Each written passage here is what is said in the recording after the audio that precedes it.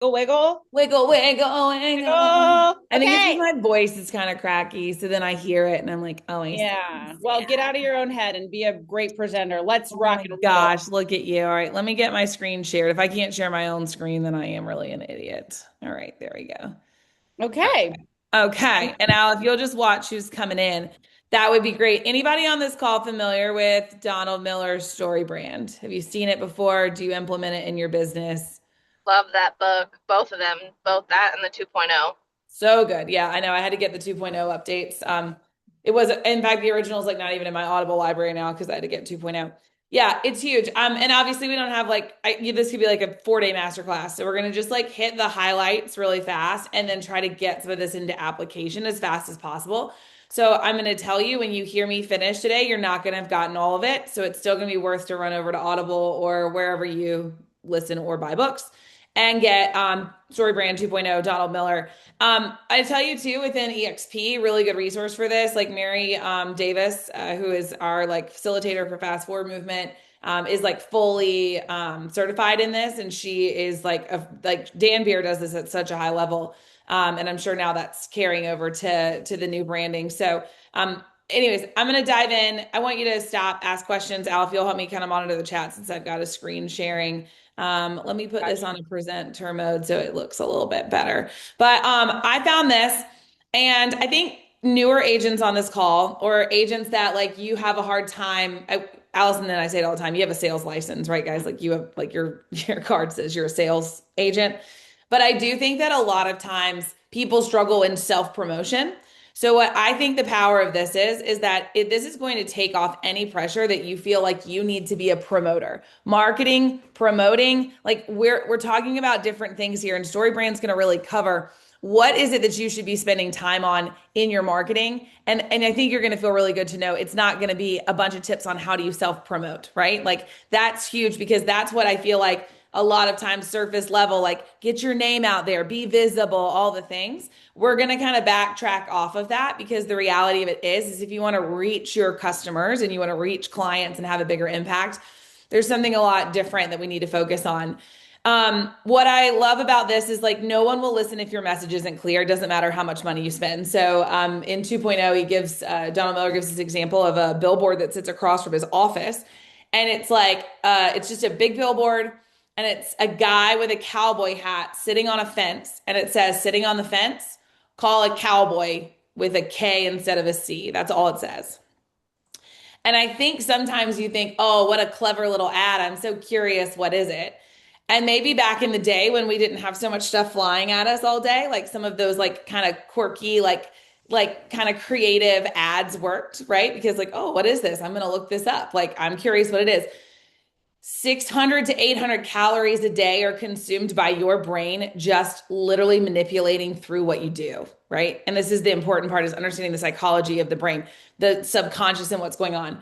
You walk into Starbucks this morning, right? To get a coffee.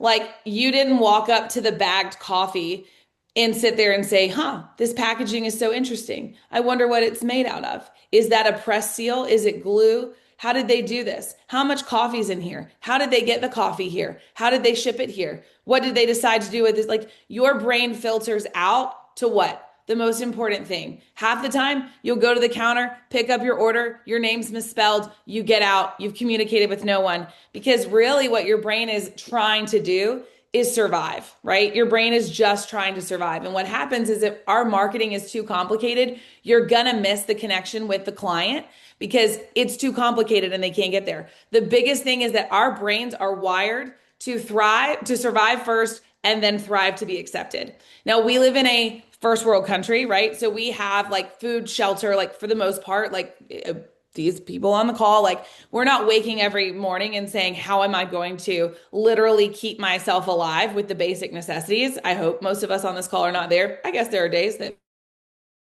I could, yeah, bucket. But the reality is what we're looking for is this thrive, this next level of being accepted, of having security, of having things that make our life more comfortable, that give us things that will improve our path. And so what we're focused, we have to focus it on this because what we're doing is too many of our marketing pieces are about us, about what we do. And the customer is burning too many calories trying to understand what that message really is. We have to go in and we have to make it about something essential as survival. I have to click through a couple of these fast. There is so much noise out there. 5,000 commercial ads are hitting us daily. Renee Rodriguez talks about this a lot in Amplify Your Influence as well. He talks about how just you are, it's a news alert, a news alert, a news alert, a news alert 24/7 all day. Breaking news is hitting you all day. Push notifications on your phone, the radio, social media, everything is blowing up all the time. And the reality of it is like, yes, we talk about the power of social media and how there's never been an easier and more affordable way to market, right? But the issue is that you are competing against noise that you never have. We've been talking about this in the office a lot. We're in the information age, right? We've made a shift from the influencer age into the information age. Everyone is an educator. Everyone is sharing something. And we've been now, I think, in a new era of encouraging to be vulnerable in that and to be, open and to fill all the gaps and tell all the stories. But like, it's a lot of noise. Does anyone feel like you are running against noise all the time? And so when we go into our marketing, if we're just continuously to put stuff out and it's not driving back to this key survival for the customer to be able to attach and to find our necessity in their life, we're just continuously creating more and more noise. I love this analogy because I was performance background, but like music is a series of rules that prevent noise. If I go to the piano behind me and I just start banging and making noise, I'm not making music. I'm just banging and making random hits on a keyboard. What happens now is when I start to learn the rules and the structure of music, I can go sit there and I can play a song in the key of C, and I know what chords are going to fit, and I know the progression that your ear is naturally trained to hear, and I can create something that really is impactful because I'm following a series of rules, right? Music is a series of rules that prevent noise. This is what I want you to latch on to. Story has been around for thousands of years. It is the same as the music theory rules I was just talking about. I can't just go to the piano and bang something out and expect for you to hear it and accept it and say, that did something for me. Marketing is the same way. I can't just go throw out a bunch of random things. I can't just go throw out a random narrative and expect for it to go. ChatGPT has been one of the best things for my writing because I stream of consciousness all the time. I just kind of put it all out there.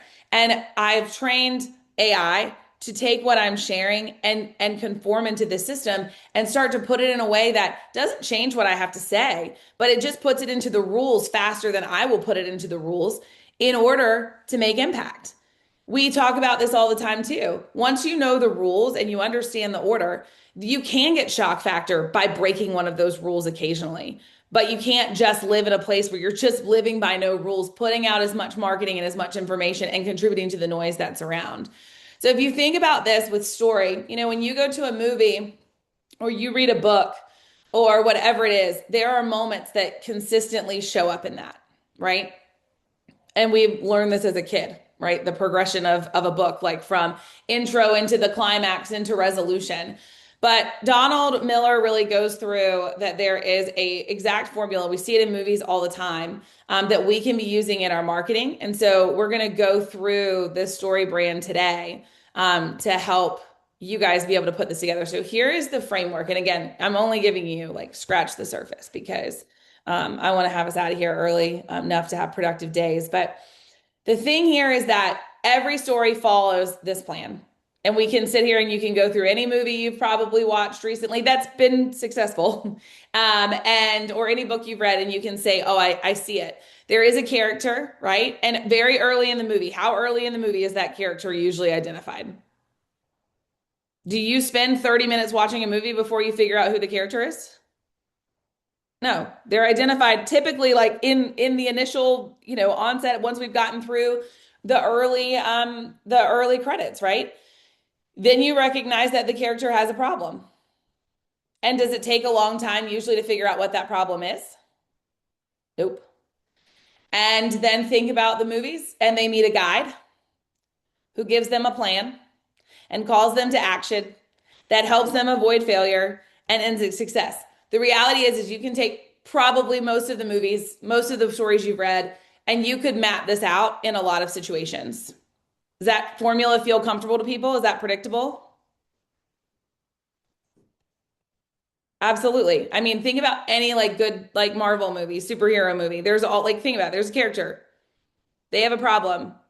Someone enters that is going to help them, right? By giving them a plan. But and this is the important part and this is where agents I want you to understand is you're the guide, right? You are the guide in this scenario. The character is every consumer out there that has a real estate need. They have a problem. We're going to talk about what do we think those problems are today. They're different for everyone. How do you formulate marketing around those problems because that's really the hook that's going to drive the marketing.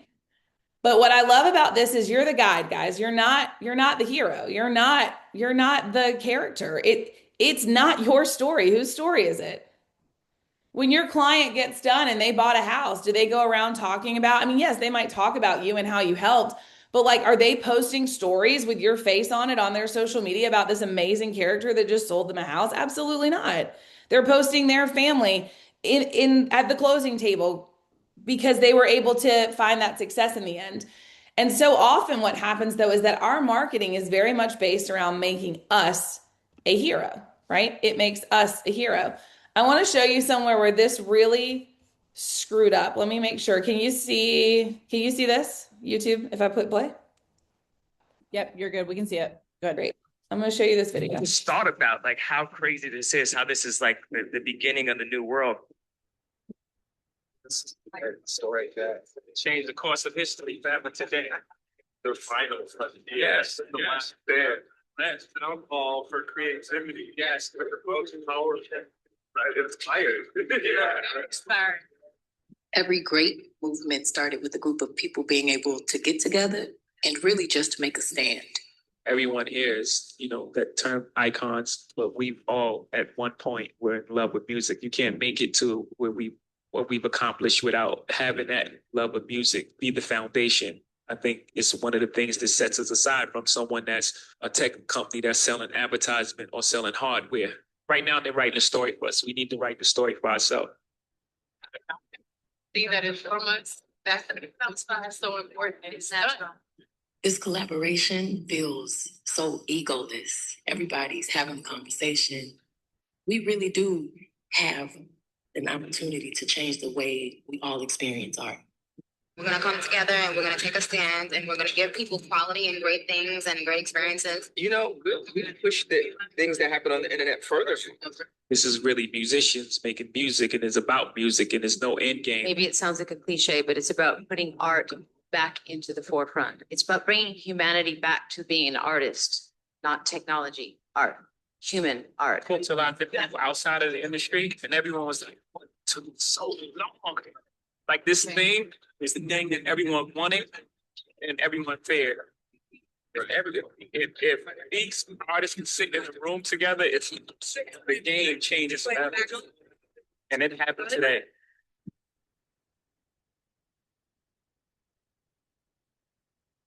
Okay, anybody know what Tidal is? TIDAL? Anybody listen to Tidal? Is that your streaming service on this call? I don't know what it is. Nobody in this room knows what it is. No. Great. I don't have a clue. Great. I've heard of it, and I think I had tried to scream through it before, but I hadn't really delved into it or anything. Yeah. So this is like 11, 12 years old, Tidal. So the idea here was, I mean, how many of you stream on Spotify? Like, where are y'all streaming your music? Spotify. Apple Music. Okay, so overwhelming, like on this call, like half of us are not streaming on Tidal. So 11, 12 years ago, this launched. Jay-Z started it, and his idea was they were not going to have to pay all the royalties, right, to the companies that were streaming their music, right? So this is like the prime example, I think, of exactly what Donald Miller is talking about. Because you just watch that advertisement, and yeah, it was sleek and it was cool, and Kanye's wearing a motorcycle helmet. Like, it's cool, but like, how many of you felt like they were interested in you? You don't even know what the service was, but even if you had known what the service was it about your streaming experience? No, the whole time I literally was thinking to myself, like, what does this have to do with me? I mean, this is wonderful for them. It's benefiting them, but what does it have to do with me? Like, Exactly. Yeah. So title flopped like terribly because there was nothing for the consumer to latch onto. It was amazing for the creators and the promoters, right? Like I'm sure it solved their problems, but the reality is like they can't sustain a streaming service. They need us to stream, and they made it nothing about us. They didn't identify any problems. They didn't give us any kind of guide. They didn't show us what problems we could avoid. And there was no success story here. It was just literally like an egotistical like rant about how great this is going to be. And I'm not saying like you guys are putting stuff out there that looks like this, but I do think you have to go look at your marketing and say, was this about me and what I've done? Or was this actually speaking to someone that has a problem that is looking for a guide that I can then come into that guide service and actually provide value? And so we're guilty. We're all guilty of it. And I'm going to talk about how you do have to have marketing in place that does legitimize you, that does give passive authority, but it needs to be passive authority. It cannot be the central point of your marketing. And this is like one of those like just real classic, like mainstream marketing campaigns that like it just failed. Like it just failed because there was no connection. Even if you had known before I started the video that this was a streaming service that Jay-Z was launched, I don't think anyone would have gotten to the end of that and been like, oh my gosh, this really is something for me. I'm going to go check it out, because you're not a celebrity who owns a big catalog of music that's looking for something to do. All right, let me go back to my slide deck. Anybody familiar with that story? I know I've shared this slide deck before, so maybe you've seen it, but did that resonate with anyone? Anyone thinking about their marketing now and being like, ugh, what did I put out there? Oh no. Anybody like, oh man, I'm Jay-Z today. I mean, I'd be fine. I would be fine. I'm okay if I'm Jay-Z. I just don't want to be Kanye. You know what I mean? Like, exactly. Not wrong. So this is where we've had to really like, it's funny because we've switched over to Lofty, and I took kind of just like website templates, and I've been now back going in SEO. And even today, this morning, I was like, dang, I got to get in there and make sure that some of these first sentences help us feature our customer. But I hope that for some of you that struggle in this self-promotion game, understand that like this is going to become your greatest strength, because it shouldn't be self-promotion. I'm going to show you the passive marketing that you can put into place to give that passive authority. But really and truly, the customer is the hero in this story, right? So I want you to, as we go through the framework, I want you to think about, who do you work with a lot? A lot of you do first-time home buyers. A lot of you focus on luxury, second home properties, like whatever it is. I want you to really think about who is your customer, right? And then I want you to really, really spend some time. I want to spend some time here and understand, how do we open the story? You open with a story gap, right? And this is where we identify the problem. And if you can't put this in place, you're going to miss it every single time, because this is actually what cuts through the noise and goes into that subconscious brain that is struggling with survival.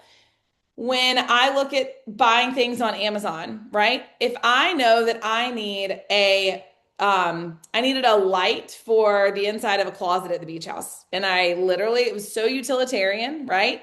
It didn't impact me. It was literally just like a checkbox thing. That's one of those places where, yeah, like very, very, very utilitarian. Maybe I'm looking at what is the product, what are the reviews, what's the price, right? I'm looking at kind of those surface level things. How many of you feel like the average home buyer that you work with is making a very fast utilitarian decision, especially in the year 2026? Is that your customer? Sure, you get a couple of people. They got to move real fast. They're investors. Maybe they're just picking up stuff. But the bulk of us are dealing with customers that are making huge life changes, have a lot of questions, have a lot of problems, have a lot of gaps to fill. And the reality is like, they're like, why then are they're going to go online and they're just going to find the house with the best reviews or the agent with the best reviews and like not do any further digging? Yeah, sure. Like there are instances where that happens, but I don't think that any of us on this call would say that's how real estate trades. Anyone want to argue with me on that one? I'm happy to entertain it. Like I will give you this. It is becoming more commonplace, like, because people are getting more comfortable with just like going and clicking on something and taking what's given to them. But like if you're in there fighting for your business like we have been for the last 3 years, like I don't think that that's the strategy. Like you can't just be everywhere and assume that you have enough reviews out and enough places for people to click that they're going to land. At some point, you're going to have to speak to this human connection. And so this is where we have to start identifying and understanding what are their problems. Understanding how is that desire relevant to their survival, right? Because if they were just picking features and it had nothing to do with how they're thriving in life, I don't think that we would be as important in the process as we are. The reality is most of the time people are not picking countertops and cabinet hardware and floor finishes. Like they're procuring safety for their family. They're procuring stability for their family. They're doing something that's much deeper and much more philosophical than what we are having conversations around a lot of the times, right? And so how do you and you talk about products like if you're looking at I think like kids multivitamins are always great. Like they're not hitting me with ads that are like these are great. They have all of these nutrients in there, and your kids should have these nutrients. And our branding is awesome, and we will ship it to you fast. And this, that, and the other. Do you know what they're selling me? They're selling me now like influencer stories of children who have behavioral issues and the stress that it's putting on their families in order for me to be like, well, dang, maybe I need to look at these children's vitamins. Like that's the difference. Like they're not going to get me. I don't care anything about what's in them. I don't even know half of the words that they're saying. But they put a mom on there that's talking about how life is not in alignment because the kids are this, that, like that's relevant to me. Right? When you talk about we do this real well in the beauty industry, like it's not about, this is the best product because our ingredients and our packaging is pretty. Like, no, like this is something that's going to enhance your life because you're going to stay younger longer and you're going to be more vibrant and more people are going to be interested in what you have to say. Like it's those stories. And to some people that sounds like a lot of manipulation, but the reality is like that's where your brain is going. You're looking for the understanding of how does this help me survive and thrive? And that's where our marketing will miss every single time. These are the things, if you're looking for the gaps, right? For you, you've got your hero, that's now not you, it's your customer. But now we're trying to understand what is the customer suffering with?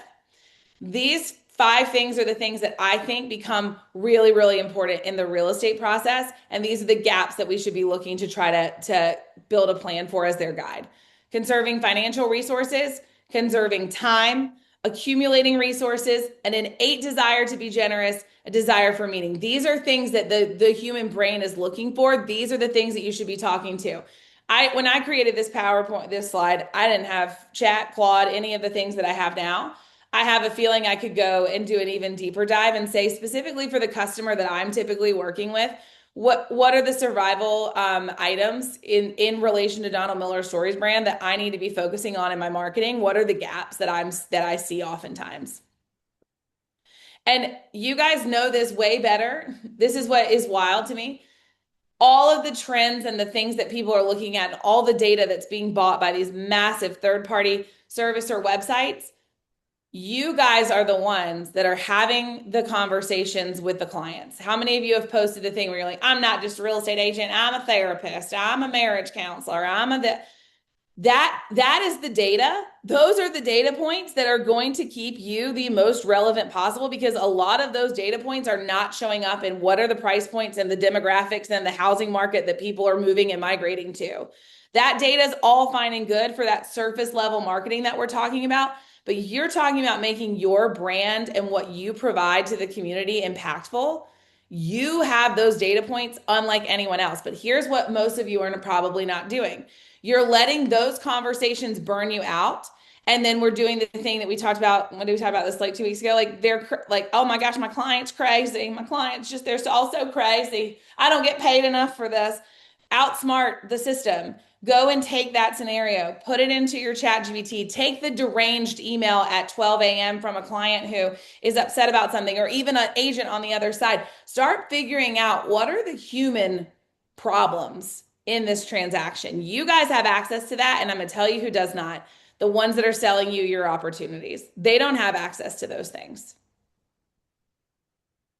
So the next time you get that email where someone's going off the hinge, or you get off that phone call, take 5 seconds and put it in a system where you can actually extract what was actually happening and go use that in your marketing. Because the reality of it is, you telling someone that you were able to save a deal doesn't actually make them want to work with you. But you being able to relate to them with the fears and the concerns and the problems that they have is going to make them want to work with you. Anyone actually now craving some deranged emails from people today?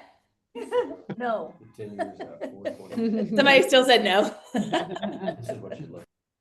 This is an introspective thing. And this is where I think great agents separate themselves out. Great agents don't just take what's happening on the surface level. We try to understand the pattern behind it. We don't say, oh, that was nuts. We say, okay, what got us here for this to show its head, right? And what I always will tell agents too is that most of the time your clients are just looking for confirmation that they've made a good decision. That's usually where you'll get referrals, is when people have been able to confirm to them, you've made a good decision here. Let me tell you why. Here's the proof in the pudding. Here's what you got. Here's what that really means for your family, right? That is one of the best ways to have impact on your clients, is just to help them understand, like, you've made a good decision here. When you have the client that's going to sell their house to buy something else, it's one of my favorite places to start. Like, look, you made a great decision when you bought this last house. Like, look at where we are, right? Some of us have some now that, like, maybe the math's not mathing, but the reality is, for what they needed at the time, they made the decision they made, and you've got to affirm those decisions. So here is something that I would say, spend your time here. Don't worry about what does the consumer want all information wise, because the information age is here and they can go get it from anybody. But I don't see this showing up as much in our industry. So this is the hook. The more that you talk about their problems, the more money they'll talk, or the more they'll talk about your brand. Sorry, I just equated that to money because that is money. The more money you'll make. The more you talk about their problems, the more they'll talk about your brand. And this is where you can get really into a niche of what you service as far as solving problems. And this is where I think real joy can come from your business, because instead of having to know how to solve every single problem out there, you can get really, really, really, really good at solving one or two. Allison, what are you really, really, really, really good at solving? Kelly just said everything. In a contract, I'm good at seeing an avenue that makes it a win-win, right? So there's a lot of different, like, hats that I wear for an agent. I'm good at solving the gaps in their system to scale. And I am really, really good at solving the triage situation in animals, how to get them from, kind of the brink of death to stabilized. I'm very good at that triage section. So I guess it depends on what hat I'm wearing, but each little section has their own problem that I think I'm proficient in. Does your phone ring all the time with people that have little animals that need to be triaged? Yeah.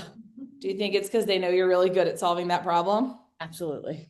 Absolutely. I was on the phone this morning at 7:20 a.m. about a rabbit. Oh, okay. Absolutely. And I think that so if y'all don't follow Allison, go follow her on social media right now, Real Estate and Rehab.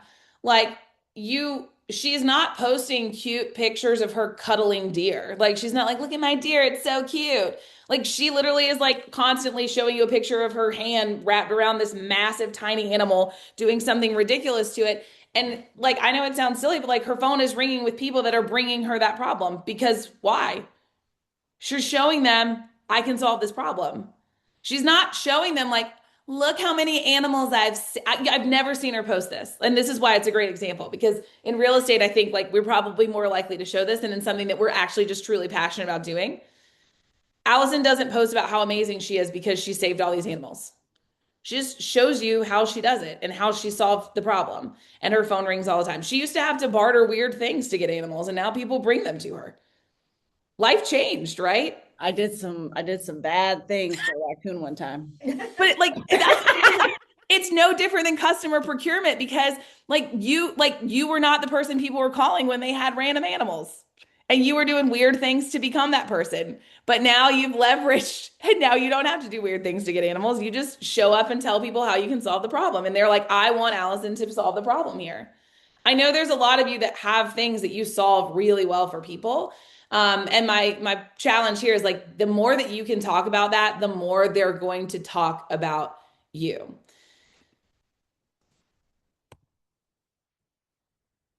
This is kind of what we talked about earlier too, is like it can't just be surface level, like I have a squirrel in my backyard that is dying and that bothers me. I need to call someone for help, right? Because there's other ways to deal with the squirrel in the backyard that's bothering you.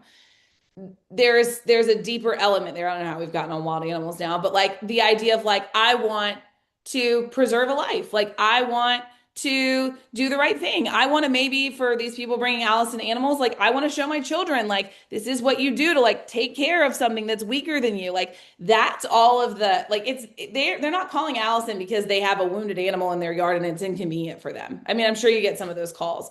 But I think that's the thing in real estate too, is like they're not calling you because they saw a house online and they think that the backyard is super cool. They've called you because there is way more going on at that point. And this is where if we don't learn what these things are and market to them, we will always be marketing closed sales, success stories, and features. And I don't know about you, but a lot of us, I don't think we got into real estate to sell home features. I didn't.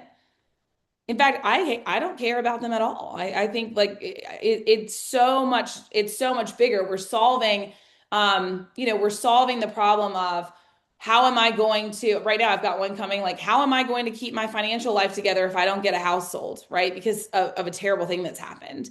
Like they're not interested in any of my marketing tactics for the house. They just want to be sure that their safety is taken care of, right? Because it's their story and I'm just a guide. So this is where your brand comes into play because you do become the guide.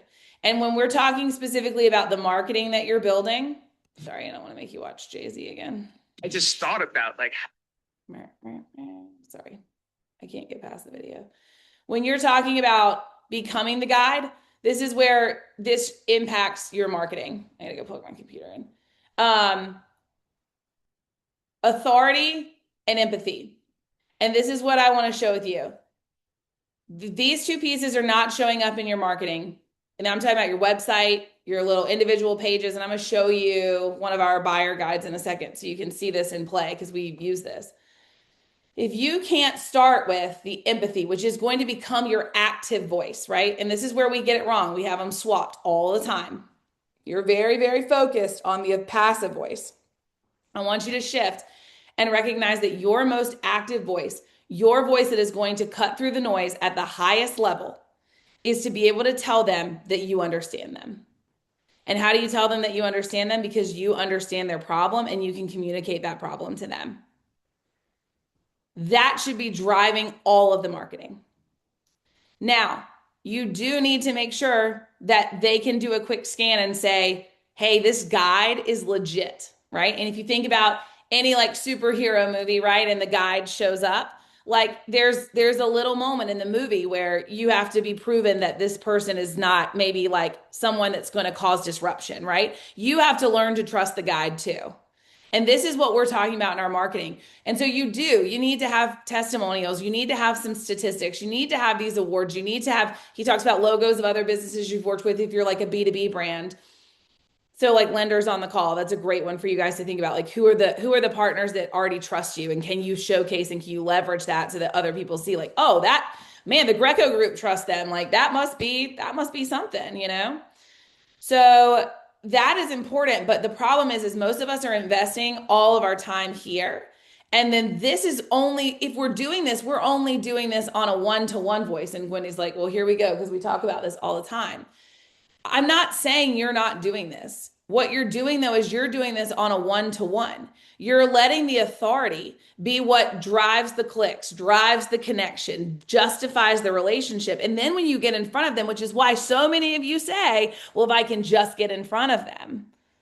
Well, that's great. But like, what if you were able to connect with them on that level at a one-to-many voice. What if you could do that first? You already have that established.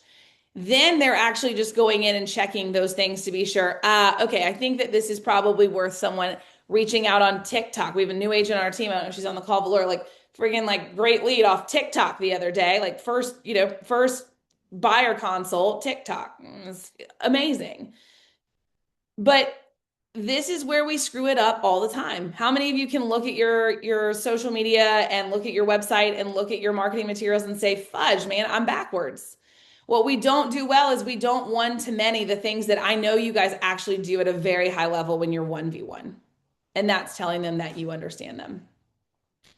So, real quick, can you trust the person? Can I respect this person? This is what you need to look at. So many of us know people make decisions on this one. Can I trust this person? How many of you might respect someone, but you don't know that you would like want to do business with them? You're like, oh, I can respect that you've got a cool brand, right? I can respect that you have a bunch of market share, but I don't know if I want to do business with you. That's because most people are going to make decision off of trust, right? These both need to be checked, but this is where I want you to focus. Great plans will either clarify how somebody can do business with you, or we remove the sense of risk that somebody might have. So when we get into the marketing, we're talking about plans, right? Remember, a character who has a problem, who meets a guide, that's you, and gets a plan. So think about your process plans. This is your individual marketing pieces. Process to buy, process to use you, a mixture of both, right? I'm going to go over to our APRE.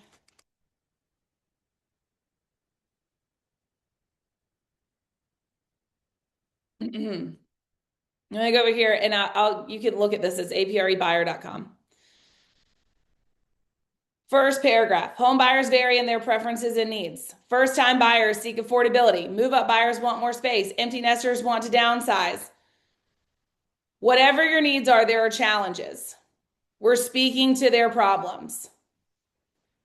Here's what we look at. Your strategies, your plan, this is what you're providing them, the plan. People want order. They want something that helps them understand how to make sense of things. That language right there is what most people are missing, or it's very, very surface level because you don't understand. And here's the reality, and this is the beauty of the market and being in tune with the market.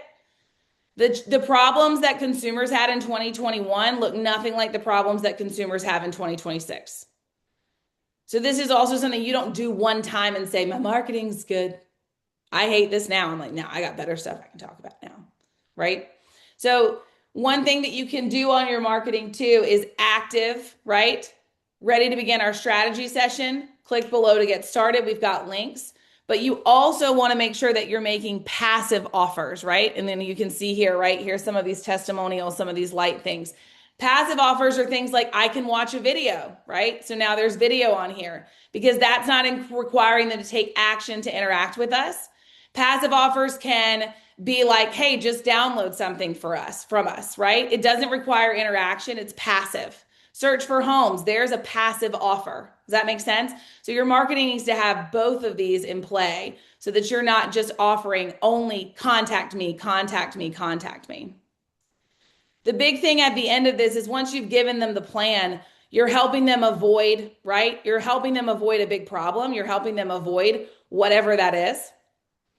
And then ultimately you're leading them to success. And those are where your testimonials come in. That's where it is. But their success is that story. It's not yours. It's not I closed 5 million this month, or I've got 18 under contract, or my sphere is 90%. It's not any of those things. They don't care because that's not their story. It's yours. And the problem here is if you go back to those two types of things, if you have the passive and the active screwed up, and this is the biggest thing you can take away today, and I hope everyone can go implement it. If you're trying to sell passively, you are communicating a lack of belief in your own product. And if you don't have a belief in your product, the consumer is not going to have a belief in your product. Janet just did a deep sigh and said, good point. Good point. So this is how storytellers end their story. They have their hero win some sort of power or position, right? Their hero is unified with someone or something that makes them whole. Oh, I had that twice. Think about how great stories end in resolve. That is what you're looking for at the end of the day. And then communicating that story is what wins. This was popular for a while. Everyone was getting on social media during 2021 being like, it's story time. Remember this? Story time. And they'll tell you this story about their consumer and how they won. They're not as prevalent, right? Probably because the stories have gotten a lot freaking longer and harder to tell. But they're not, I don't see that marketing like I feel like we saw it for a while. And I think in a more scarcity market, you do go back to like, oh, but like I gotta show everyone what I can do. It's no different than the Phil Jones ideas of like you get on the call with someone and you just you word vomit them out everything and you've gathered no curiosity around them. These are all the things that take you from good to great, is being able to pretty much break whatever you innately think is what you're supposed to do, whether it's because someone told you that's what you're supposed to do or because you think I'm supposed to be promoting self. Everyone in the world wants transformation. Everybody wants to change. Look at the products that are sold. Look at the programs that are sold. Look at what's rising on social media. Look at everything. Everyone is obsessed with transforming themselves. You don't meet people that walk around talking about, I just hope I'm the same person in 10 years than I am today. No, everyone wants to go through transformation because we have literally been trained from the very beginning that is worth 2.5 hours of our watch time. That is worth 2 weeks of reading a book. That is worth getting a degree and learning how to do this, right? Everyone wants to transform themselves. They all want to be the hero of their stories. You have to be a brand that will participate in that identity transformation of your customer to create brand evangelists. It cannot be about you.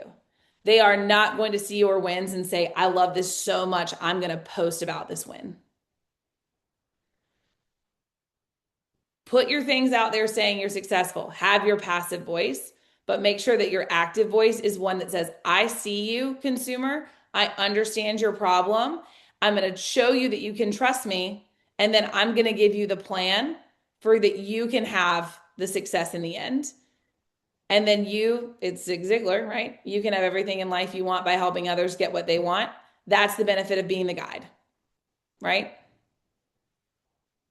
Any ahas here? Anybody like fudge? I got a lot of work I gotta go do on some of my marketing pieces that I'm invested time in and trying to put out there.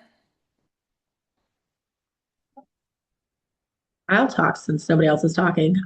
Yeah, so and I guess it was just nice reassurance. I had started, so I'm land focused and had done a What's Your Dirt Worth series. So I do YouTube already. And had started a What's Your Dirt Worth series. And it's truly just this is the problem. And it goes from a buying to selling side. So it's kind of like, okay, I need to ramp that up a little bit more and just make sure I'm catching more of the problems. So it's kind of cool. Resonated. Thanks. Absolutely. You're welcome.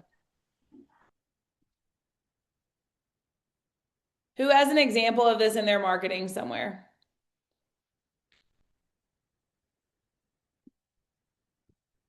Who feels like they're good at the empathy part one-to-one, but you're not doing it to the scale that would allow you to service more clients or more families or more customers because you're not doing on a one-to-many voice?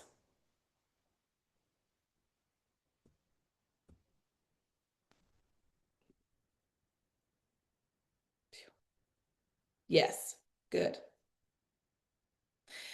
That's the struggle, is getting it into the one-to-many. I think every single person on this call, you do it already. You're great at it.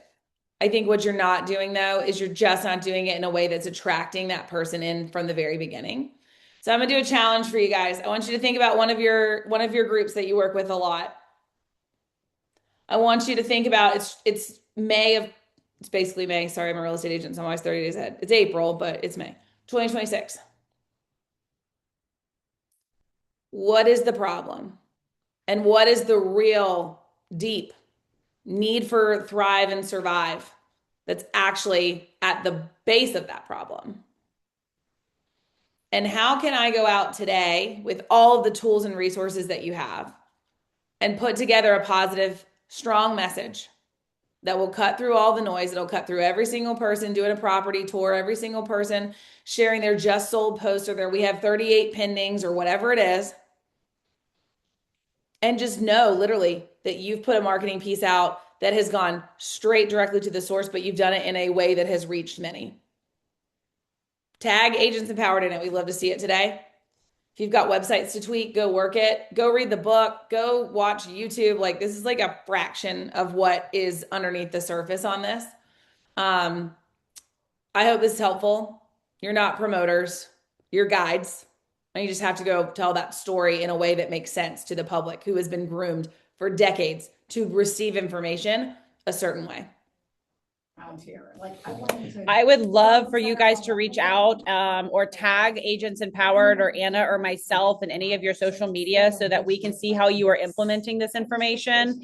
The more that we collaborate and connect with each other and share and disperse information, the better we get. So we would love to see everyone get off this call, execute this today, tag us or send us the post and the things you do so that we can see that we are cutting through the one-to-one and we are really focusing on the one-to-many. That is how your business is going to take it to the next level. So Anna, thank you very much for being here and for doing this.